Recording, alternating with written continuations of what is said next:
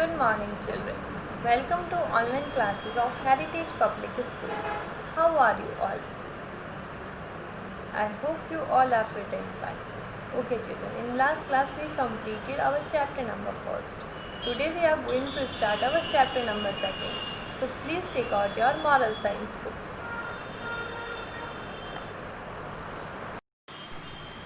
Okay, children. So our second chapter is reality. Reality यानी सच्चाई. Okay, so let's start our chapter. Open page number 9. There lived many mice in a grocer's shop. Grocer है जिसमें हमें daily का grocery का सामान मिलता है. ठीक है, नेसेसिटी में रीड किया है व्हाट इज़ ग्रॉसर्स. ठीक है, तो उस शॉप में क्या थे, बहुत सारे माइस थे. माइस यानी कि चूहे थे. The mice has created a meanings in the shop. और माइस जो चूहे थे यानी कि माइस थे, उन्होंने क्या किया था, बहुत ज़्यादा शैतानी वो करते थे शॉप में.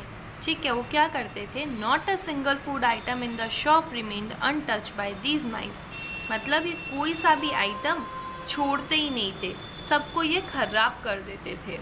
दे had enough to eat and spoil their in a shop. वहाँ पर बहुत कुछ था इनके पास खाने के लिए और वो बाकी का सामान जो होता था ख़राब कर देते थे. The mice were having a good amount of food stuff to eat like bread, biscuit, grains and other eatables. ठीक है, माइस के पास बहुत अच्छा अमाउंट था क्योंकि ग्रॉसरी शॉप में तो बहुत सारी ब्रेड बिस्किट्स होते ही होते हैं. तो वहाँ पर वो लोग ब्रेड, बिस्किट, ग्रेन्स और जो भी टॉफ़ीज़ वगैरह होती थी या जो भी कुछ सामान होता था खाने का, उसको ख़राब कर देते थे. ठीक है, however the owner of the shop was very upset with the heavy loss he was incurring. मतलब जो ओनर था यानी कि जो मालिक था उस शॉप का, वो क्या होता था, बहुत ज़्यादा दुखी हो जाते थे, अपसेट हो जाते थे. क्यों? क्योंकि उनको बहुत ज़्यादा लॉस होता था इस वजह से, क्योंकि सारा सामान तो ये ख़राब कर देते थे तो वो सेल नहीं कर पाते थे और उनको प्रॉफिट नहीं हो पाता था, तो इस वजह से उनको लॉस हो जाता था. One day the grocer thought of an idea and bought a big agile cat. ठीक है, एक दिन क्या हुआ, ग्रॉसर ने क्या किया, एक आइडिया सोचा और एक क्विक मूविंग एजाइल यानी जो कि फुर्तीली होती है, जिसके अंदर बिल्कुल भी लेजीनेस नहीं होती, ऐसी कैट को ले आए. Soon the cat ate a few of the mice.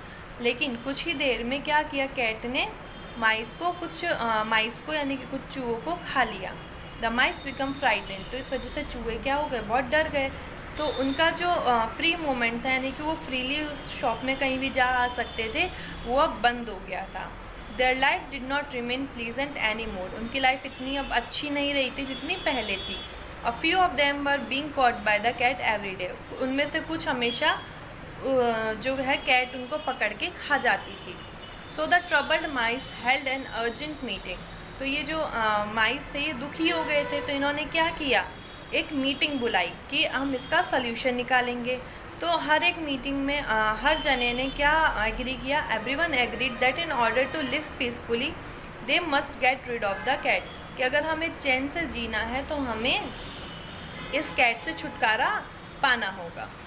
Now let's move on to the next page. A mouse said, if somehow we could know when the cat comes towards us, we will hide ourselves to be a safe well in time. तो एक mouse ने कहा, अगर कैसे करके हमें ये पता लग जाए कि कैट हमारी तरफ कब आ रही है तो हम छुप जाएंगे जाकर.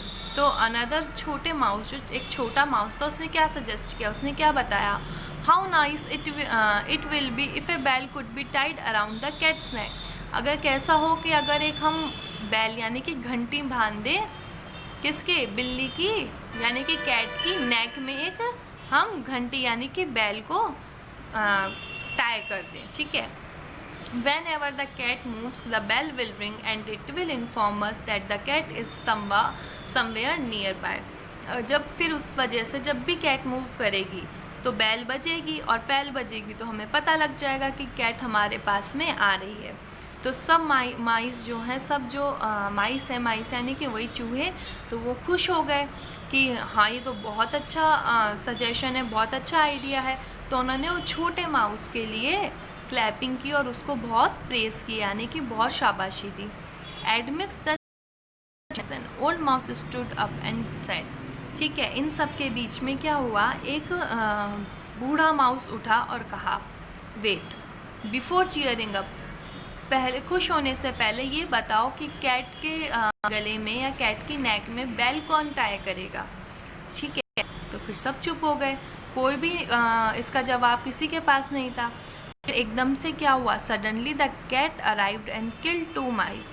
सडनली क्या हुआ, एक कैट आई और 2 माइस को खाकर चली गई और बाकी के बचे हुए माइस फटाफट भाग गए और they left the place immediately, और उन्होंने फिर वो शॉप को किया।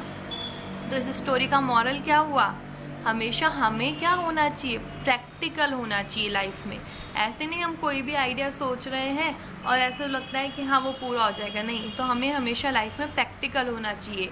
जो हम इमेजिन करते हैं या जो हम सोचते हैं ज़रूरी नहीं है कि वो कोई काम का हो। हमेशा अगर हम जो सोचें, जो आइडियाज़ होने चाहिए वो क्या होने चाहिए, प्रैक्टिकल होने चाहिए, इमेजनरी नहीं होने चाहिए। So be practical, imaginary solution never serve a purpose.